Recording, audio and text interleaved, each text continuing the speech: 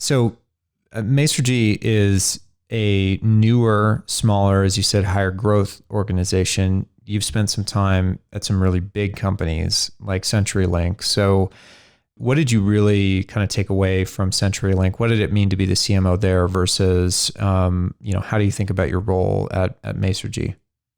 Yeah, I absolutely think about it in the same way. It's the same responsibility. I think the thing that's quite different, the things that are, remarkably different, and this is the smallest company that I work for, is, you don't have the benefit of big organizations to do a lot of things. So you've got to be really very crisp in terms of prioritizing what you're going to work on and make business decisions accordingly. I think the other thing is, which I'm loving, is just the speed with which you can move forward. So at a company like CenturyLink, or even, I was with Verizon for a long time, decision making took quite a bit of time, a lot of process and governance, and it would take weeks and weeks and weeks to do things. Whereas here, James, the CEO, sits around the corner. I'll pop in, have an idea, and 3 days later, you're in market. Yeah, I can only imagine. What do you think marketers should really be thinking about right now? I think you're in an interesting position with Masergy because, again, it's almost kind of looking backwards at digital transformation in terms of helping companies to accelerate on that path. But what's really working for you right now? What do you see on the horizon? Specific to again, B2B technology, it's all about good content, right?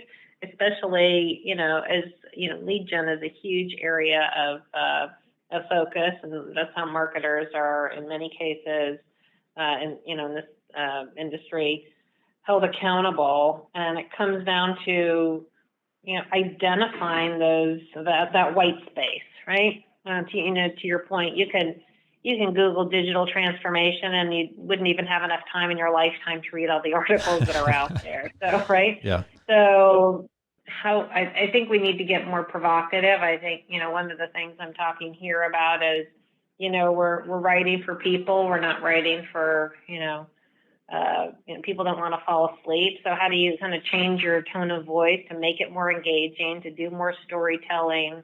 I think that is the biggest challenge. Everyone, it's kind of equal playing field, provided you have the right tech stack. It's the attention is going to come from the compelling content that you have. So you used an interesting term, which I think is something that we think about. It's probably something most people think about, but you don't really hear people talking about, especially in the B2B tech world, being more provocative.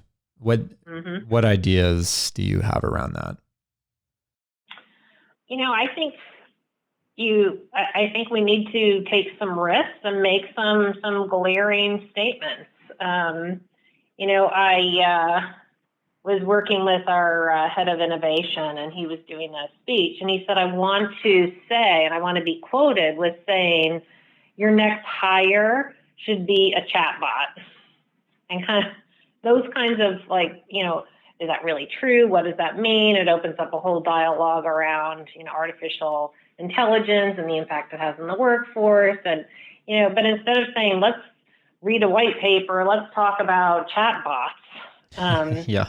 Again, that's kind of an easy example, but, we need to make some we're coming out with a release next week, and we're getting really kind of daring and aggressive, because that's what, I don't know, like any other human, I'm a bit of a news hog, but I scan headlines, and you've got like 5 words to capture my attention to read the article, and then I'm moving on to the next one. Yeah. So that's really what it's about. What do you think the biggest challenges are to being provocative? Because again, I think we're all striving for that. We don't necessarily know, is it obviously there's more to it than just simply being provocative, right? Because we have businesses that we don't want to, kind of Right. drive off the tracks. But Right. what are the, like, working with your team and trying to kind of move beyond perhaps the things that they've been doing for some time? Like,